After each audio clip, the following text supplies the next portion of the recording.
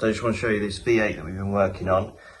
It's had the soft restoration, so basically just the outside has been done. I believe it's having any mechanical issues sorted and having a new interior as well, but it's not having any major nut and bolt restoration, but maybe just a clean up. It's a very low mileage car anyway. It's only got 11,000 miles on it. So, but work we've been doing, so we put the arches on, as these are the Prince of Wales arches. They're slightly wider, slightly more pronounced. It's a very subtle difference, but it does make a big difference.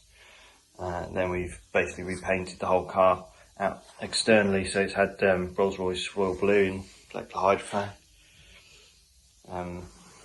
Obviously we started off with bare metal, so we epoxied it, and then polyfoam rush spray filler. We put the coloured primer on as well, the Max 6 coloured primer, so that if the customer was to chip it or scratch it, then it'd be barely noticeable. And then hydrophone water base, Rolls-Royce Royal Blue, which looks really nice in here actually.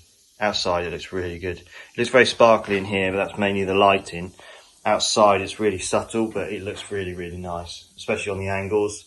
And so with these wide arches here, so this is slightly wider than a normal one on the Prince of Wales spec arches, then it's really going to emphasise those edges outside, so it's really nice. We painted some of the parts yesterday, so we're able to take them outside and have a good look.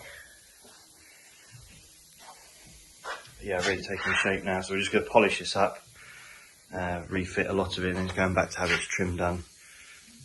And then the other thing as well is it's having the Prince of Wales front arch on, so there's like front valance, sorry, so there's like a matte black or satin black front arch that goes here with like a lip spoiler on the front.